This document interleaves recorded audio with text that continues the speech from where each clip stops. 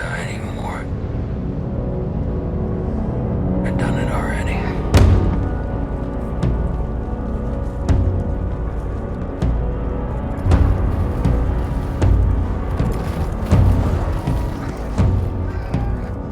I know you're very passionate about the environment and nature.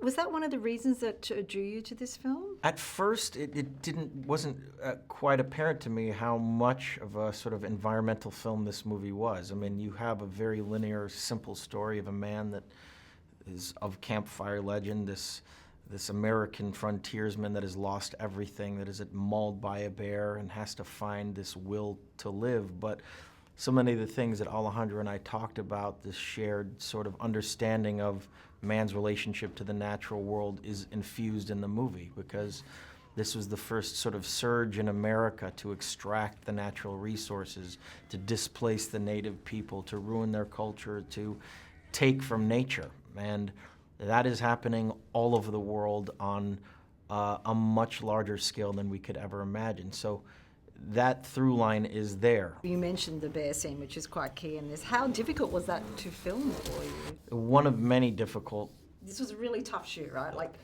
seriously tough. Seriously the toughest. The toughest ever. Even worse than Titanic. I challenge anybody to have made a tougher film recently. This was on all fronts. I mean, from, I commend the entire crew, the actors, the director for sticking with it, because we wanted to accomplish Alejandro's vision, this sort of poetic epic in nature, and done with all natural light, done with real locations and sub-zero temperatures. And it was the bear sequence was one of many, but the bear sequence was quite up there with some of the most difficult stuff I've ever done. I mean, there is CGI in this movie, but it's used very sparingly, and for the most part, it was me being thrown around on cables, smashing up against trees, and putting my face. That and getting into freezing rivers were some of the hardest moments. So the cold was the worst thing, was it? Yeah. The cold was just a constant theme throughout this entire movie. How do we not get hypothermia every single day was the biggest challenge. Instinctually, I think, was the opportunity for me to be submerged in the nature for so long. And exploring through the silences of the film, that with very few dialogue, used to tell, an adventure film with images, and through the silences, getting to the mind and dreams and subconscious of this guy. So it was a cinematic challenge for me in many levels. That was the beginning, and for me to submerge in the wilderness, that those two things start. Then after that, when I start rewriting the thing, I add all the themes that I was interested in.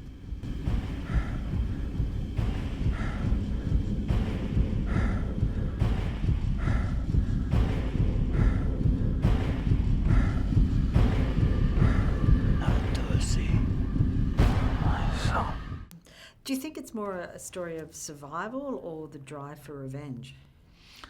I will say that it's an adventure story, adventure survival, which obviously revenge is kind of what triggers a journey, but I hope that in a way that does not become, a very easy solution. I hope that during the film, people can start, in a way, observing how revenge can be much more complex than what it seems. Because if revenge will be something that you accomplish and that will help you to recoup what you are losing or what you lost, or will solve your life, it will be a very easy life. But I think revenge probably is more hollow than what we think.